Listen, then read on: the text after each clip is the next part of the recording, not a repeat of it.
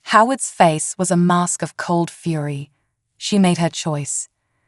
The sound of sirens filled the air, growing louder by the second. Steve, seeing his last chance slipping away, made a desperate grab for Lana's purse, but Simon was faster. Tackling into the ground, just as the police burst through the door, what followed was a blur of activity. Paramedics tending to Lana, police securing Steve, detectives taking statements. Through it all, Howard stood like a rock, his eyes never leaving Lana and Steve as they were led away in handcuffs. As the chaos subsided, Simon approached his father. "It's really over," Simon said. Howard nodded, allowing himself to relax for the first time in weeks. "It's over. You did good, son." Simon's smile was tinged with sadness. I wish it hadn't come to this." Howard placed a hand on his son's shoulder, his grip firm and reassuring. They made their choices. Now they faced the consequences. As dawn broke over the city, Howard stood in his study, surveying the aftermath of the night's events. Lawrence and Ruby joined him, their faces showing a mixture of relief and grim satisfaction. "The board's going to want answers," Lawrence said. Howard nodded. "They'll get them, every dirty detail. It's time to clean house, root out any other moles in the company." Ruby handed him a thick file. "This should help. Everything I uncovered about their operation, including some names you want to look into." Howard took the file, his mind already racing with plans. This wasn't just about saving his company anymore. This was about sending a message. No one crossed Howard's steel and got away with it. Months passed. The trial was a media sensation, every sort of detail splashing across headlines.